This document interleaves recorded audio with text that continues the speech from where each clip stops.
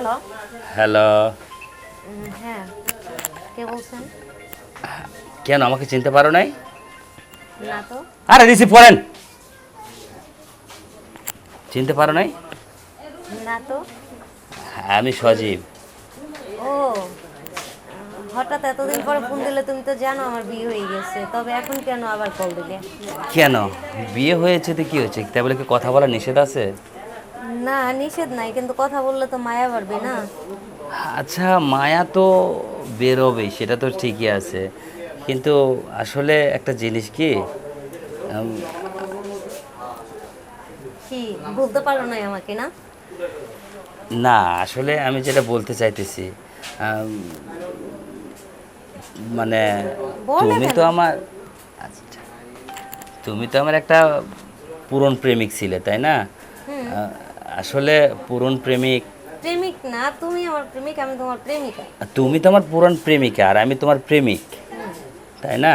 হুম। আসলে এটা কিন্তু একটা দুঃখজনক যে তুমি আমাকে ছেড়ে আম, কেমনে যায় সংসার করতেছ। কি করব বলো? কেমনে কেমনে জানি সব কিছু হয়ে গেল, কোনো কিছু আর ফেরাতে পারলাম না। কিভাবে কি হয়েছিল একটু বলবা? থাক না ওসব কথা। আমাকে একটু বলো না কেমনে কি হয়েছিল। তুমি তো আমার বিয়ে করার জন্য বিদেশ চলে গেলা, যে নিজের পায়ে দাঁড়াই, আমি কিছু টাকা পয়সা উপার্জন করে নিয়ে আসি, তারপর বাড়িতে প্রস্তাব দিয়ে তোমার বিয়ে করাবো, তো আমি বিয়ে করে সেটা নিয়ে আসবো। তো সেটা কি তুমি কখনো এটা করলা? এর বলো। মধ্যে মানে তোমার আমার সম্পর্ক তো যে আমার খালাতো ভাই জানতো, সেটা তো তুমি জানো। সে হ্যাঁ, আবার বাড়িতে বলে দিছে, বাড়িতে বলে মানে নানান ঝামেলা হয়েছে। লাস্টে দেখলাম বাবা তো সুসাইড করতে যায়, মানে খুব একটা দিল, আমার প্যারা দিল যে বিয়ে করলে আমার ওই খালাতো ভাইকেই করতে হবে, নাইলে করা যাবে না। কী করবো বলো, বাবার জীবন বাঁচাতে শেষ মুহূর্তে আমি আর না করতে পারি নাই।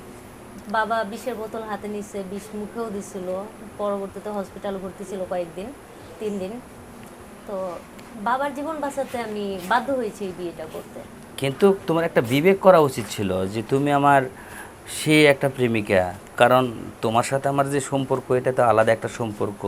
আর এখানে তুমি আমাকে মানে না জানায় সব কিছু মিট তুমি নিজে নিজে করলা, এটা কেমনে ভাবলা তুমি আর কেমনে করলা আমাকে একটু বলো তো। তুমি দেখো, আমার এরকম কোনো পরিস্থিতি ছিল না জানানোর মতো বা এটা আটকানোর মতো। কি করব বলো, প্রত্যেকটা সন্তানের জীবনে তো তার বাবা মায়ের দাম অনেক বেশি, না? সেটা তো জানি, কিন্তু আসলে বাবা মার জীবনের প্রতি যদি সন্তানের এরকম একটা কিছু হয়, কিন্তু তোমার প্রতি আমারও তো একটা দায়িত্ব মায়া মমতা ছিল, তাই না? সেটা তো আমি জানি।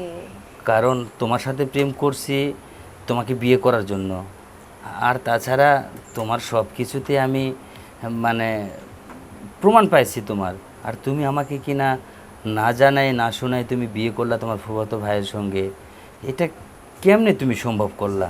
দেখো, তোমায় তো আমি বলে গেছি, ঠিক আছে, বাবাকে বাঁচানোর জন্য, এছাড়া আমার দ্বিতীয় কোনো রাস্তা ছিল না। আমি চাইনি এই অসময়ে আমার বাবাকে হারাতে। শোনো, তোমার বাবাকে বাঁচাতে গিয়ে আমার জীবনটা তুমি নষ্ট করলা, এটা তুমি ঠিক করছো? না না, দেখো, তুমি পৃথিবীতে আরো হাজারো মেয়ে পাবে, হয়তো বা আমার থেকে ভালো কাউকেই পাবে, কিন্তু আমার বাবাকে হারালে কি আমি আর আমার বাবাকে পেতাম বলো? না না, তুমি যেটা ভাবতেছো সেটা কিন্তু না। আর আমি তো তোমার থেকে ভালো পাবো এটা তো কখনো আমি আশা করব না। আমি জানি হয়তো বা তুমি কাউকে আমার মতো করে মেনেই নিতে পারবে না। তাহলে তুমি যদি এটাই বুঝতা, তাহলে তুমি কেন আমার সাথে এরকম করলা? আমি তো তোমায় ঠকাতে চাই নাই, কিন্তু কি করব বলো? তুমি ঠকাতে চাও নাই, আমাকে ঠকাই ফেলছো, আবার বলতেছো ঠকাতে চাই নাই। আমি পরিস্থিতির কাছে আমার হাত পা বাঁধা ছিল।